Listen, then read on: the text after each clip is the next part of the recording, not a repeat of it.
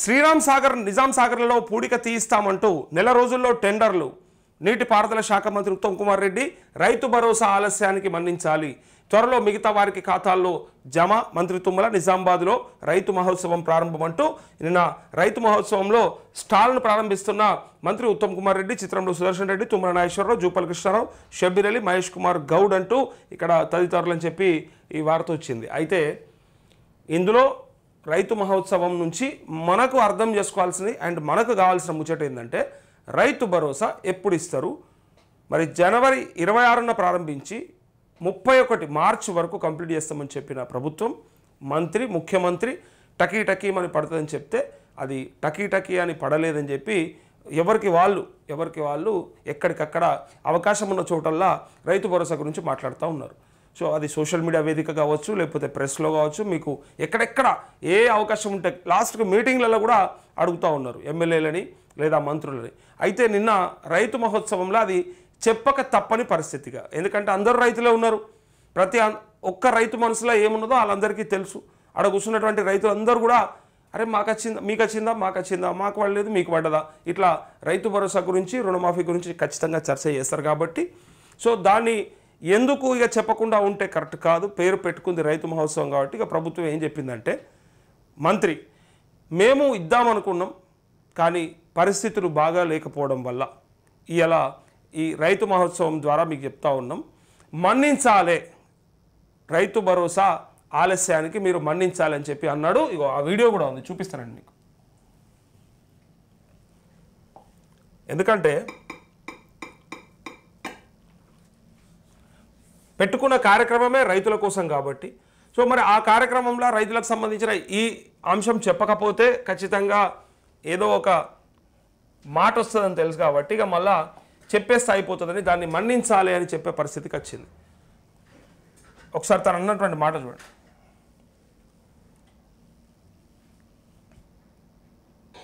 తెలంగాణ ప్రభుత్వం తప్ప ఇంత పెద్ద ఎత్తున ధాన్యాన్ని కొనుగోలు చేసిన ప్రభుత్వం కానీ, రైతాంగాన్ని ఆదుకున్న ప్రభుత్వం కానీ ఈనాటికి భారతదేశంలో ఇంకొక రాష్ట్రం పోటీ రాదు. అయినా సరే కష్టాలు ఉన్నాయి. ప్రభుత్వం అన్నాక, కుటుంబం అన్నాక అనేక కష్టాలు ఉంటాయి. పొద్దాక దాన్ని మేము ఏకరువు పెట్టం కానీ కష్టకాలంలో, కరువు కాలంలో కూడా ఇంట్లో పెళ్లి చేస్తే ఎంత బాధ ఉంటుందో అదే బాధ ఈ రాష్ట్ర ప్రభుత్వానికి ఉంది. అయినా సరే 33,000 కోట్లు ఒకే సంవత్సరం మొదటి పంట కాలంలో కాంగ్రెస్ ప్రభుత్వం రైతుల జేబుల్లోకి పంపించినటువంటి ఏకైక ప్రభుత్వం రేవంత్ రెడ్డి గారి ప్రభుత్వం అని చెప్పి మీకు ఈ సందర్భంగా మనం చేస్తున్నాం. మమ్మల్ని కూడా మీరు మన్నించాలి. మార్చి 31కి రైతు భరోసా వేద్దాం అనుకున్నాం. మేము అనుకున్నది ఆలస్యమైంది. తప్పకుండా అతి త్వరలోనే మిగతా రైతు భరోసా కూడా మీ ఖాతాల్లో జమ చేస్తామని చెప్పి కూడా విజ్ఞప్తి చేస్తున్నాం.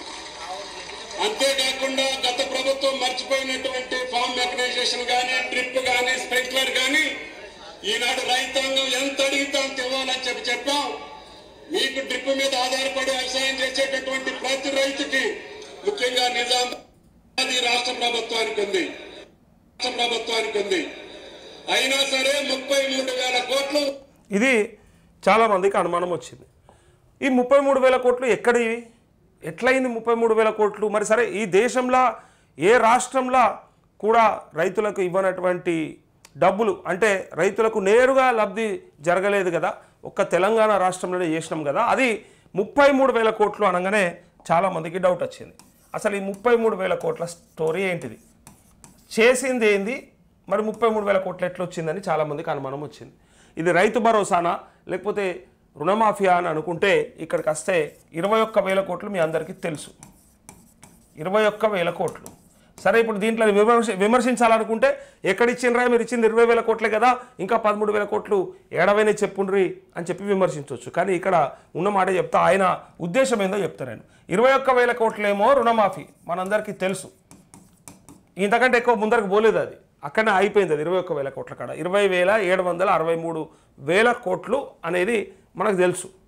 సో ఇక్కడ ఈ రైతు బంధు కింద గతంలో సేమ్ రైతు భరోసాని మార్చకుండా రైతు బంధు అని చెప్పి అప్పుడు వేసిరు కదా, ఇదొక 7,500 కోట్లు మనకి తెలుసు. ఇది ఎప్పుడు పడ్డదో అందరికీ ఎరక, ఎంపీ ఎలక్షన్కు ముందు వచ్చింది. అది యాక్చువల్గా అంతకంటే ముందు వేయాల్సిందే.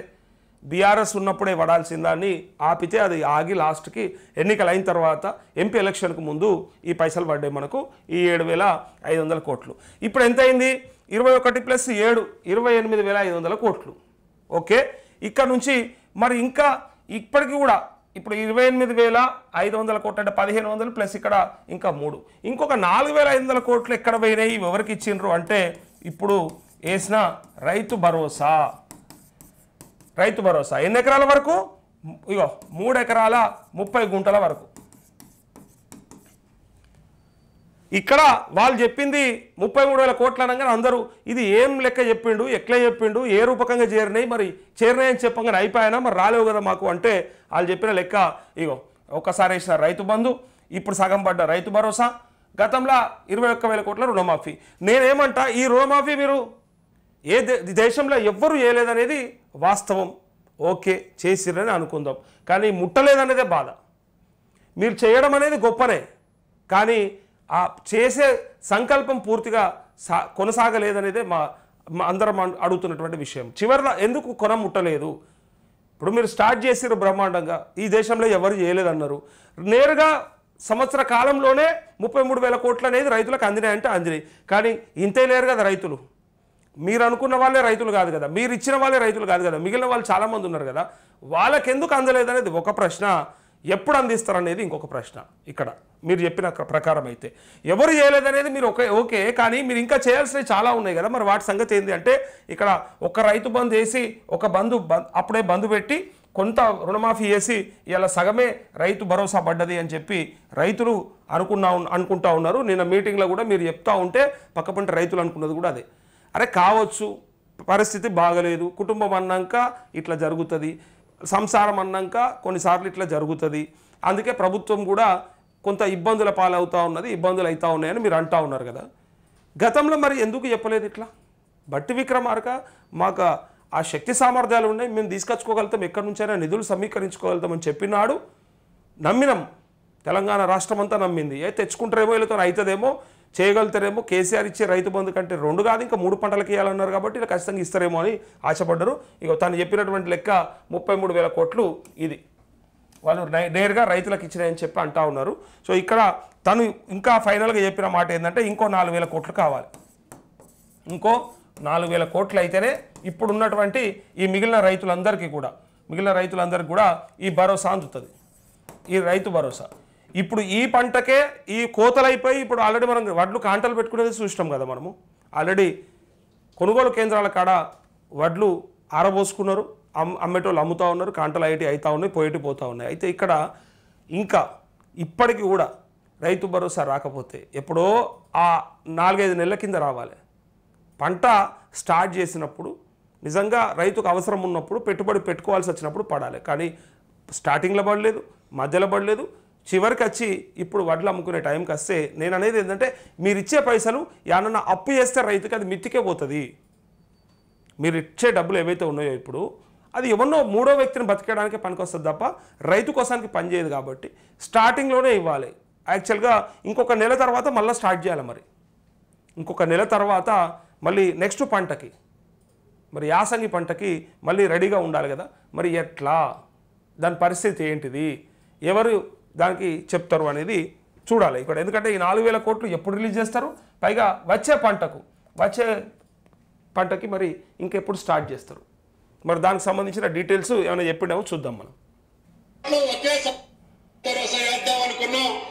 మేము అనుకున్నది ఆలస్యమైంది, తప్పకుండా అతి త్వరలోనే మిగతా రైతు భరోసా కూడా మీ ఖాతాల్లో జమ చేస్తామని చెప్పి ఇప్పుడు ఆలస్యమైంది అని చెప్పి ఇప్పుడు చెప్తా ఉన్నారు కదా. మరి ఇన్ని రోజుల ఈ గ్యాప్లో ఎవరన్నా ఒకరు ఇట్లా చెప్పాల్సి ఉండే కదా. అందుకే రైతులు ఆగమైపోయినారు, ఊర్లలో తిడుతురు అంటే ఎందుకు తిట్టారు వాళ్ళు ఎందుకు బాధలు ఉండరు? కనీసం అధికారులకు మీరు ఇన్ఫర్మేషన్ ఇవ్వలేదు. మీరన్నా చెప్పండి అయ్యా, ఎవరన్నా రైతులు అడిగితే వస్తుంది, ఇంకా టైం పడుతుంది పలానా, వాళ్ళు కూడా మాకు ఎరకలేదు అంటారు డైరెక్ట్గా. మాకు తెలియదు, ప్రభుత్వం ఏమైనా డిసిషన్ తీసుకుంటే వస్తాయని చెప్పినాక ఇంకా రైతులు ఎందుకు అసంతృప్తిగా ఉండరు? మీరే జనవరి 26 అని చెప్తిరి, ఆనాడు టకీ అంటారు, ఆ రోజు పోయి 31st అనేది మీరు టార్గెట్ పెడితిరి, పెట్టిన టార్గెట్ కూడా దాటిపోయి అయినాక అపనమ్మకం ఏర్పడదా? రైతులకు ఏమనిపిస్తుంది అంటే వీళ్ళు ఇస్తారో ఇయ్యరో, వీళ్ళు ఈ ఒక్క పంటకు ఈ ఒక్క కాలంలో ఒక్క సంవత్సరమే గిట్లా చేస్తే ఇక నెక్స్ట్ ఇంకా 3.5 ఏళ్ళలో వీళ్ళతో అవుతుందా అని చెప్పి అనుమాన పడరా? పరిస్థితిని ఉన్నట్టుగా వివరించి ప్రజలకి మీరు ఏం చేయగలుగుతారు, ఎంత చేయగలుగుతారు. ఇంకొకటి సగం పెడితే మాత్రం ఎవరు ఒప్పుకోరు. అసలు పరిస్థితికి అదే. పెట్టకపోతే మొత్తానికే పెట్టకూర్రి. అందరు ఎండని ఎట్లానే చేసుకుంటారు, ఎవరిని సావాడు చేస్తాడు. కానీ మీరు కొంతమందికి పెట్టి సగం మందికి పెట్టకపోతే అది ఆగమైపోతూ ఉన్నారు. ఎందుకు వాళ్ళే రైతులా మేము కాదా, వాళ్ళకే అర్హతనా మాకు కాదా. ఇందులో ఏమైపోయిందంటే ఎక్కువ మట్టుకు మళ్ళీ ఉన్న రైతులకే పోతుంది అనేది ఒక భావన. ఇప్పుడు బీఆర్ఎస్ హయాంలో ఎవరెవరికైతే రుణమాఫీ జరిగిందో మళ్ళీ వాళ్ళకే జరిగితే అప్పుడు కానుక ఇప్పుడు కాక ఇబ్బంది పడ్డోడు ఎక్కడ పోవాలి. ఇంకోటి పేద రైతుకు ఎందుకు జరగకూడదు. మీరు ఒకవేళ చేయాలనే ఉద్దేశం ఉంటే కనీసం ఒక పారామీటర్ అన్న పెట్టుకోండి. రేషన్ కార్డు ఆధారం అన్నారు కదా, రేషన్ కార్డు కాదు ఏం కాదా, అసలు భూమి ఎంత ఉన్నది, ఆయనకు పంట ఎంత వస్తుంది, దాని ద్వారా ఆయన ఎంత సంపాదించుకుంటా ఉన్నాడు, ఆయన పరిస్థితి ఏంది, నిజంగా గ్రామాలలో రిపోర్ట్లు తెచ్చుకొని అస్సలు బాగాలేని రైతులకు ఇచ్చేయండి మీతో కాకపోతే అదనే చెప్పురు కదా. ఇంతకంటే మంచి సూచన లేదు. ఇక ఏ రైతు పరిస్థితి అయితే దయనీయంగా ఉన్నదో, ఏ రైతు అయితే ఆయన వ్యవసాయం చేసుకొని బతకలేని పరిస్థితులలో ఉన్నాడో ఆయన ఆదుకోండి కదా. మొత్తం చేసి అందరికీ ఏమంటున్నాం, చేయకపోతే మాత్రం అసలైన లబ్ధిదారుడికి పోవాలి. 10 ఎకరాలు ఉండి ఏ ఇబ్బంది లేని రైతుకి ఇచ్చి కూడా మనకు లాభం లేదు కదా. కడుపు నిండినోనికి మళ్ళీ ఇంత మీదికెళ్ళి పెట్టుడు అనేది అది ఉత్తదే అవుతుంది. ఎండేటోనికి కనీసం పేగులు మాడిపోకుండా ఇంత బోవ పెట్టుండ్రి, ఆ పరిస్థితి తీసుకురండి. గ్రామాలలో సర్వే చేసి కనీసం ఏ రైతుకైతే అర్హత ఉండి కూడా కాకుండా ఇబ్బంది పడుతుండో వాళ్ళందరికీ కూడా అది ఇవ్వండి. ఇప్పుడు ఈ రైతు భరోసా కూడా అందివ్వండి. ఫస్ట్ 3 ఎకరాలు 4 ఎకరాలు ఉన్నారు, ఇంకా 5-6 ఎకరాలు 7 ఎకరాలు ఉన్నా కూడా గ్రామాలల్లో మీకు తెలుసు బోర్లు ఉంటేనే నీళ్లు ఉంటేనే పంటలు, లేకపోతే ఏంటిదే, లేకపోతే ఎక్కడిది. ఇప్పుడు ఈ ఎండలకు నీళ్ళు లేవు, సాగునీరు లేదని డైరెక్ట్గా చెప్తా ఉన్నారు. మరి లేనప్పుడు కనీసం ఈ పెట్టుబడి సాయం అన్న వస్తే ఆ పైసలన్నా కొంత ఆసర అవుతుందని ఎదురు చూస్తున్నటువంటి రైతులకి ఖచ్చితంగా ఎవరికైతే రిక్వైర్మెంట్ ఉందో వాళ్ళకే అందించే ప్రయత్నం అన్న చేయండి. ఒకవేళ ఇట్లా కాకపోతే అంతేకాకుండా గత ప్రభుత్వం మర్చిపోయినటువంటి ఫార్మ్ మెకనైజేషన్ కానీ డ్రిప్ కానీ బట్ మంత్రి చెప్పేది ఏంటంటే ఫైనల్గా మీ అందరికీ వస్తాయి అని నేను మొన్న చెప్పిన కదా, నాకున్న సమాచారం చెప్పిన కదా. ఖచ్చితంగా మిగతా వాళ్ళకు కూడా క్రెడిట్ చేస్తారు. ఎందుకంటే ఆ మండలంలో ఒక గ్రామంకి ఇచ్చే మిగిలిన వాళ్ళకి ఇవ్వకపోతే అనవసరమైనటువంటి పంచాయతీలు మొదలవుతాయి. మన సీతక్క చెప్పినట్టు యాక్చువల్గా ఈ పని కూడా చేయాలి. ఇప్పుడు ప్రభుత్వం ఆనాడు గొప్పగా ఏమన్నదంటే అసెంబ్లీలో సీతక్కనే అన్నది, ఎవరో కూడా కాదు, ఎవరెవరికి ఎంత రైతు బంధు పోతుందో గ్రామాలలో ఫ్లెక్సీలు కడదామని అన్నది. కడితే అయిపోతుంది కదా, తేలిపోతుంది కదా, పాలకు పాలు నీళ్ళకి నీళ్ళు, ఎవరికి ఎంత వస్తుంది ఎవరికి ఎందుకు రాలేదు. ఇప్పుడు మరి కట్టాలని మీకు ఆలోచన వచ్చి ఉంటే ఈ పాటికి గట్టి ఉంటే అయిపోతుండే కదా. రాని రైతులు ఎంతమంది లెక్క తేలిపోతుండే కదా. ఇప్పుడు ఇచ్చేటప్పుడేమో మీరు ఆ మాట అన్నారు కదా, మరి ఇది చెప్పి ఉంటే కట్టి ఉంటే గ్రామాలలో ఎంతమందికి అందింది, అసలు అందరి రైతులు ఎంతమంది లెక్క తేలిపోతుండే. కట్టాల్సింది అదే ఆ పనే చేయాల్సింది. సో ఫైనల్గా తను చెప్పేది ఏంటంటే పడతాయి ఖచ్చితంగా అతి త్వరలో అంటా ఉన్నాడు. ఏందో త్వరలో అంటే మరి ఎప్పటి త్వరలో, కరెక్ట్గా మీరు టార్గెట్ పెట్టుకొని 31 అంటేనే కానప్పుడు టార్గెట్ లేకుండా త్వరలో వస్తాయంటే ఎవరు నమ్మాలి, ఎవరిని ఎట్లా నమ్మిస్తారు చూడాలి. ఇక్కడ గత ప్రభుత్వం 1,00,000 కోట్లు పెట్టి కాళేశ్వరం కడితే 3 ఏళ్లకే కూలిందన్నారు. మనసు అట్లే మనను మన పిల్లల్ని తాకట్టు పెట్టి అప్పులు తెచ్చి ప్రయోజనం లేకుండా ఖర్చు చేశారని విమర్శించారు. సాగులో శాస్త్రీయ యాంత్రీకరణ పద్ధతులపై అవగాహన కల్పించేందుకు నిజామాబాద్ జిల్లా కేంద్రం గిరిరాజ్ ప్రభుత్వ కళాశాల మైదానంలో 3 రోజుల పాటు నిర్వహించిన రైతు మహోత్సవం సోమవారం ప్రారంభమైంది.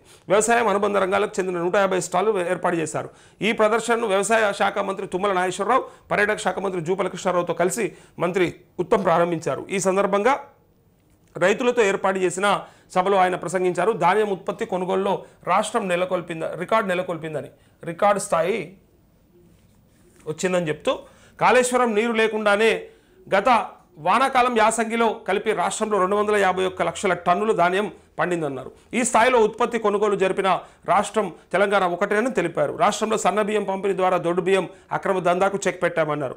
గన్ని సంచుల సమస్య లేదని, ఎక్కడైనా అధికారులు నిర్లక్ష్యం చేసి సమస్యకు కారణమైతే సస్పెండ్ చేస్తామని హెచ్చరించారు. ధాన్యం కొనుగోలు డబ్బులు బోనస్ సకాలంలో జమ అయ్యేలా చర్యలు తీసుకుంటామని, బకాయిలు ఉన్నట్లు తమ దృష్టికి తెస్తే 2-3 రోజుల్లోనే పరిష్కరిస్తామన్నారంటూ కొంతమంది గతంలో బోనస్ రాలేదని మనకు మెసేజ్ పెట్టారు. చాలామంది లైవ్లో కింద మెసేజ్ పెట్టారు. వాళ్ళ దృష్టికి తీసుకొస్తే చేస్తామని చెప్తా ఉన్నారు. మీరు బోనస్ రాకపోతే మీ అగ్రికల్చర్ డిపార్ట్మెంట్ ఆ ఊర్లో ఉన్న అధికారిని కలుగురు తప్పకుండా. ఇప్పుడు మంత్రే చెప్తా ఉన్నాడు, మీకు ఎవరికన్నా ఇగో బోనస్ డబ్బులు లేదా ధాన్యం కొనుగోలు డబ్బులు అందరికీ పడ్డాయి. పక్కా నాకు ఎరుకున్న కాడికి 99.99% పడ్డాయి. ఇక పడనలో ఎవరన్నా ఉంటే అది మేబీ ఏదన్నా బ్యాంక్ అకౌంట్ డీటెయిల్సో ఐఎఫ్ఎస్సి కోడో ఇంకేదో అకౌంట్ డీటెయిల్స్ మార్చుకుంటే కనుక పడకపోతే కొంతమంది రైతులకు పడకపోవచ్చు, తర్వాత మళ్ళీ చేసుకుంటే పడతాయి. కానీ బోనస్ డబ్బులు రాలేదని చాలామంది చెప్పిండ్రు. ఆ బోనస్ డబ్బుల కోసం మీరు అగ్రికల్చర్ డిపార్ట్మెంట్ని పక్కాగా కన్సల్ట్ చేయండి. ఆ గతంలో మీరు అమ్మిన వడ్లకి సన్న వడ్లకి బోనస్ 500 రూపాయలు ఇస్తామని చెప్పి ప్రభుత్వం ఇప్పటిదాకా ఇవ్వలేదని చాలామంది నాకు మెసేజ్ పెట్టారు. ఇప్పటికి కూడా ఎవరైనా ఉంటే ఒకసారి అలా మెసేజ్ పెట్టండి. పెడితే మీ మండల అధికారిని అడుగుదాం, ఖచ్చితంగా అవి పడేలాగా చేద్దాం. నేను అనేది దానికి సమస్యకు మూలమేందో అర్థమైంది. ఆ మూలంకు పరిష్కారం కూడా మనం వెతకాలి. సో ఇప్పుడు మంత్రి చెప్తా ఉన్నారు 2-3 రోజుల్లో ఖచ్చితంగా క్రెడిట్ చేస్తారట. మీరు ఎవరన్నా ఉంటే వాళ్ళ దృష్టికి తీసుకెళ్ళండి. నా దృష్టికి తెచ్చినా సరే, మీరు లైవ్లో మెసేజ్ పెట్టినా సరే నేను ఖచ్చితంగా మీ వ్యవసాయ అధికారితో మాట్లాడతా. అయితే ఈ మాట చెప్తూ రైతులను విదేశాలకు తీసుకెళ్తామంటూ రైతులకు ఇచ్చిన ప్రతి మాట నిలబెట్టుకుంటున్నామని వ్యవసాయ మంత్రి తుమ్మల నాగేశ్వరరావు తెలిపారు. ఆర్థిక కష్టాలున్నా ఇంట్లో పెళ్లి జరిగితే ఎలా ఉంటుందో ప్రభుత్వ పరిస్థితి అలాగే ఉందని అర్థం చేసుకోవాలన్నారు. పంట నష్ట పరిహారం త్వరలోనే అందిస్తామని ప్రకటించారు. రైతు భరోసా డబ్బులు మార్చి 31 వరకు వేస్తామని చెప్పి అందరికీ వేయలేకపోయామని, ఆలస్యానికి మన్నించాలని, త్వరలో మిగతా వారి ఖాతాల్లో జమ అవుతాయని చెప్పారు అంటూ ఇదే మాట రుణమాఫీకి కూడా చెప్పాల్సింది. యాక్చువల్గా ప్రజలకి రైతులకి ఈ మాట చెప్పి ఉంటే ఇట్లా ఉండకపోతుండే, ఇలా పరిస్థితి ఈ ఇబ్బంది రాకపోతుండే. మేము వేయలేకపోయినాం, కొంత డబ్బులు వెసులుబాటు ఇబ్బంది అవుతూ ఉంది. మిగిలిన వాళ్ళకు కూడా మేము పలానా టైంలో కొంత టైం ఫ్రేమ్ పెట్టుకుంటాం, లేదా ఒక 6 నెలలు అయినాక చేస్తాం, అంతే తప్ప ఎవరు బెంగపడొద్దు, ఎవరు గాబరా పడొద్దు అని చెప్పాల్సి ఉండే. ఇలా రైతు భరోసాకి ఎందుకు చెప్తున్నారు అంటే వాళ్ళకి తెలిసిపోయింది రుణమాఫీ జరిగిన అసంతృప్తి, పైగా ఈ రైతు భరోసాది కూడా యాడ్ అయితే మొత్తం కలిస్తే ఇలా రైతు మహోత్సవంలో చెప్పకపోతే ఏమవుతుందో వాళ్ళకి తెలుసు. అందుకోసమే చెప్పాల్సిన అగత్యం ఏర్పడ్డది. అదే పరిస్థితిలో ఖచ్చితంగా అతి త్వరలో రిలీజ్ చేస్తామని అంటా ఉన్నారు. ఇక ఇది మనందరికీ తెలుసు, ఎన్నికలు ఎటు పెట్టి జూన్లో ఎన్నికలు, మే 1 ఉంది. ఇక ఈ ఏప్రిల్ చివరికి వచ్చేసినాం, మే 1 ఉంది, జూన్లో ఎన్నికలకు పోవాలి. అంతలో పడతాయి అనేది అందరికీ తెలుసు. కానీ ఆ తర్వాత పడతాయా లేదా అనేది గ్యారంటీ లేదు. అది కూడా చెప్పాలి ఇప్పుడే. ప్రభుత్వంతో అవుతుందా కాదా, అది అవుతుందా కాదా, కాకపోతే ఉన్నదిన్నట్టుగా చెప్పాలి. అయితే వీళ్ళు చెప్పేది ఏంటంటే ఇజ్రాయెల్ తీసుకుపోతారట. ఉమ్మడి రాష్ట్రంలో రైతులను ఇజ్రాయెల్ తీసుకెళ్ళినామని, ఆధునిక శాస్త్రీయ పద్ధతులతో వ్యవసాయం చేసే అయితే దేశానికి మన రైతులను మళ్ళీ తీసుకెళ్తామన్నారు. పొద్దుతిరుగుడు జొన్న మొక్కజొన్న కొనాలని రైతులు తమ పార్టీ నేతల నుంచి విజ్ఞప్తులు వస్తున్నాయని, ప్రభుత్వానికి నష్టం వచ్చినా మద్దతు ధరతో కొంటామని మాటిచ్చారు. జిల్లా ఇన్ఛార్జ్ మంత్రి జూపల్లి కృష్ణారావు మాట్లాడుతూ గత ప్రభుత్వం దాదాపు 8 లక్షల కోట్ల అప్పులు చేయడంతో వడ్డీల భారం ప్రభుత్వంపై పడుతుందని ఆరోపించారు అంటూ అంతా తెలిసినాక మళ్ళా అదే పాత ముచ్చట చెప్తే ఎట్లా. ఇక రైతుల ఆకాంక్షలకు అనుగుణంగా పాలన అని చెప్పి మహేష్ కుమార్ గౌడ్ అన్నాడు. అయితే నిన్న ఇంకో ముచ్చట చెప్పాలి, అక్కడ స్వాగత ద్వారం కూలిపోయింది. నిన్న వీడియో చూసిరా మీరంతా. అయితే అది ఏమైపోయిందంటే హెలికాప్టర్ది, ఇది ఏదో అపశకనమని భావిస్తూ ఉన్నారు, సోషల్ మీడియాలో ట్రోల్ చేస్తూ ఉన్నారు. మొన్ననేమో హెలికాప్టర్ పొంగులేటి నాగర్ కర్నూలు దగ్గర దిగుదామని చూస్తే అక్కడెక్కడో మంట చెలరేగింది. ఆ మంట ఇంకా ఈ గాలికి ఇంకా ఎక్కువైంది, ఏమన్నా ఇబ్బంది అవుతుందేమో అని భయపడ్డారు. సరే అది పక్కకు పెడితే నిన్న ఏమైంది తెలుసా, అక్కడ స్వాగత తోరణం ఉంటుంది. ఇట్లా ఈ రైతు మహోత్సవానికి ఇట్లా స్వాగత తోరణం లెక్క ఒక ఆర్చ్ కడతారు, ఇట్లా టెంపరీ ఆర్చ్. ఆ ఆర్చ్ ఎగిరొచ్చి ఆయనతో జనాల మీద పడ్డది ఆ గాలికి. హెలిప్యాడ్ కొంచెం దూరం అన్న పెట్టాలి, లేదా ఈ ఆర్చ్ అన్న పర్మనెంట్ ఆర్చ్, అంటే ప్లానింగ్ పర్మనెంట్గానో లేకపోతే అసలు లేకపోతేనో ఏదో ఒక రకంగా ఆల్టర్నేట్ చూడాల్సింది. మరి అక్కడ ఏమి ఏర్పాట్లు చేసారో తెలియదు, కానీ ఆర్చ్ వచ్చి ఆయనతో జనాల మీద పడ్డది. ఇంకా నయం అది అంతా దానికి క్లాత్ చుట్టింది ఉంటుంది కాబట్టి పెద్దగా దెబ్బలేం తలగలేదు, కానీ ఎగిరిపోయింది, మొత్తానికి ఎగిరొచ్చేసింది ఆర్చ్ నిన్న. సో ఇక్కడ మహేష్ కుమార్ గౌడ్ ఏమంటా ఉండంటే, తన అన్నమాట రైతుల ఆకాంక్షలకు అనుగుణంగా కాంగ్రెస్ పాలన సాగుతుందని పిసిసి అధ్యక్షుడు మహేష్ కుమార్ గౌడ్ పేర్కొన్నారు. అధికారులు మంత్రులు నాకు అనుమానం, నిన్న పోయిన రైతులు ఎందుకు అడగలేరే, గంతమంది రైతులు పోయిర్రు ఆ మీటింగ్ కాడికి. ఇప్పుడు సరే వాళ్ళు చెప్పిండ్రు, ఇంకా మన మనసులో ఉన్నాయి గడికి నన్నో ఇంకోళ్ళనో అడుగుతూ ఉంటాం కదా. టీవీ ఛానళ్ళల్లో ఎక్కలేకపోతే ఎవరైనా మైక్ పెడితే వాళ్ళ ముందు అరుస్తూ ఉంటారు కదా. నేను అరిసేటోళ్ళ గురించి చెప్తున్నాను, మళ్ళీ పాపం లోపల బాధపడేటోళ్ళ గురించి చెప్పట్లేదు. బయట మనం ఆ వేదనను చూపిస్తూ ఉంటాం కదా. నిన్న అంత మంచి అవకాశం అంతకంతా ఆనే ఉన్నారు. నిజామాబాద్ నుంచి మనకు ఆదిలాబాద్ నుంచి చాలామంది రైతులు ఫోన్ చేస్తారు కాబట్టి నేను చెప్తున్నా, అటు పక్క బెల్ట్ నుంచి ఆ మీటింగ్కి అటెండ్ అయినటువంటి కాంగ్రెస్ కార్యకర్తలు రైతులు ఒక మాట ఎందుకు గట్టిగా అడగలేకపోయినారు? అక్కడ మాఫీ కానీ రైతులు లేకుండానా? దానికి సమాధానం తెలుసుకోవాల్సి ఉండే కదా. అడిగితే ఏం చెప్తారో తెలిసేది కదా. రైతు భరోసా కూడా మరి మాటిస్త్రీ మరి మీ అంతలో మీరు అయ్యేలా మన్నించుర్రి అంటారు. మరి ఇది కరెక్ట్ అవుతుందా? నమ్మబలకడం ఎందుకు? మరి ఎందుకు మమ్మల్ని అట్లా మోసం చేసినట్టు అయిపోతుంది టకీ టకీ అని 3-4 నెలల నుంచి అనవసరంగా గడికి ఫోన్ చూసుకునే పని. ఇక పడ్డాయా అగబడ్డాయా బిడ్డ చూడరా అంటే వానికి ఎరకలేకపోతే ఆ పిల్లగానితో చూపించుకుంటూ గడికి, లేదా అకౌంట్ కాడికి పోయచ్చుడు బ్యాంకుకి, ఇక పడతాయేమో అగబడతాయేమో అని. ఎందుకు ఇదంతా? ఉన్నది ఉన్నట్టుగా 4 ఎకరాల దాకా పడ్డది, ఇంకా మిగిలిన వాళ్ళకి పడలేదని ఏదైనా ఒక లెక్క చెప్పాలి కదా ప్రభుత్వం, ఉన్నది ఉన్నట్టుగా చెప్పాలి కదా. సో విదేశాలకు వెళ్తుంటారని, అయితే రైతులను తీసుకెళ్తే ప్రయోజనకరంగా ఉంటుందన్నారు. దీనిపై మంత్రి తుమ్మల సానుకూలంగా స్పందించారు. నిజాం సాగర్ నిర్మాణంలో ఆంధ్ర ప్రాంతంలోని ప్రకాశం, గుంటూరు, కృష్ణా జిల్లాల నుంచి రైతులు ఇక్కడికి వచ్చి స్థిరపడి వ్యవసాయం చేస్తూ తమ వాళ్లకు నేర్పారని మహేష్ కుమార్ గౌడ్ అన్నారు అంటూ దీని మీద అయితే వ్యతిరేకత వచ్చింది. నిన్న వేరే అంటే అప్పుడంటే ఉమ్మడి ఆంధ్రప్రదేశ్ ఉండే ఓకే, ఇలా తను ఏం చెప్పదలుచుకున్నాడు అనే దాన్ని కొంత అందరు కూడా జీర్ణించుకోలేకపోయినారు. మనకు కృష్ణా జిల్లాకి వెళ్ళట ఎక్కడి నుంచి తెలుసా? గుంటూరు, కృష్ణా, ప్రకాశం ఆంధ్ర ప్రాంతం నుంచి అక్కడికి వచ్చి మన రైతులకి వ్యవసాయం నేర్పించారు అని ఇలా అంటే దీన్ని కొంత వ్యతిరేకంగా తీసుకున్నారు చాలామంది. అంటే అంతకంటే ముందు మనకు వ్యవసాయం తెలియదా? ఆంధ్రులు వచ్చి ఇక్కడ స్థిరపడి మనకు వ్యవసాయం నేర్పిస్తేనే మనం నేర్చుకున్నామా? ఇప్పుడు ఇది ఎట్లా ఉంటుందంటే ఇది ఆత్మగౌరవ పరీక్ష లెక్క ఉంటుంది. ఇప్పుడు ఉమ్మడి రాష్ట్రంలో కలిసి ఉన్నప్పుడు వాళ్ళు వచ్చిండ్రు, అక్కడ స్థిరపడ్డరు, ఆ ప్రకారంగా వాళ్ళు వ్యవసాయంలో సరే వాళ్ళ దగ్గర ఉన్నటువంటి పద్ధతులు మనలకు నేర్పించారు, లేదా వాళ్ళని చూసి మనలు అనుకరించారు కాబట్టి పంటలు పండినాయి అంటే ఉన్నప్పుడు ఓకే.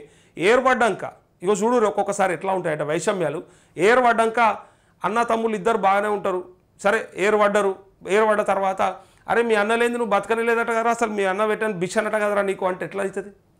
అప్పుడు ఏమంటా తెలుసా, నేను మావుని కోసం నేను ఎంత కష్టపడ్డా నీకు ఎరకరానో పెద్ద లిస్ట్ చెప్తాడు. అట్లే వాళ్ళకి అక్కడ మరి ఉండడానికి, వ్యవసాయం చేసుకోవడానికి, వాళ్ళకి అన్ని రకాల సవలతులు ఇవ్వడానికి, పైగా వాళ్ళకు చేనులలో పనిచేసింది కూడా మన రైతులే. మళ్ళీ కూలీలు ఎవరు? మన కూలీలే కదా. మరి ఇట్లా మాట్లాడితే ఇట్లా వైషమ్యాలు అవుతాయి. మంచిగా ఉన్నప్పుడు ఏది చెప్పినా బాగుంటుంది, విడిపోయినాక ఒకవేళ ఇట్లాంటివి చెప్తే వాడు లేని నీకు బతికేలేదట కదరా అంటే వాంది ఎక్కడిదిరా అయ్యా మొత్తం నేను చేస్తేనే వాడు బతికినాను రివర్స్లో చెప్పాల్సిన పరిస్థితి వస్తుంది. అందుకే ఏర్పడ్డాక ఇట్లాంటి ముచ్చట్లు అవసరమే లేదు.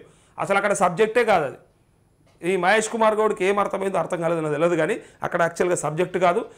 ఆంధ్ర ప్రాంత రైతులను పొగడాలనుకుంటే మీకు ఆ ఇష్టం ఉంటే అది మీరు ఏ ఫామ్లోనన్నా రావాలి, కానీ ఈ ఫామ్లో వస్తే ఇది వేరే రకమైనటువంటి ఇబ్బంది వస్తుంది. మీరు అనవసరంగా మన రైతులకు అసలు వ్యవసాయమే తెలియదు, వాళ్ళు వస్తే నేర్పిస్తేనే మనకు ఎరకైంది అన్నట్టుగా మీరు చెప్పడం చూస్తే మరి ఇదైతే రైట్ కాదు.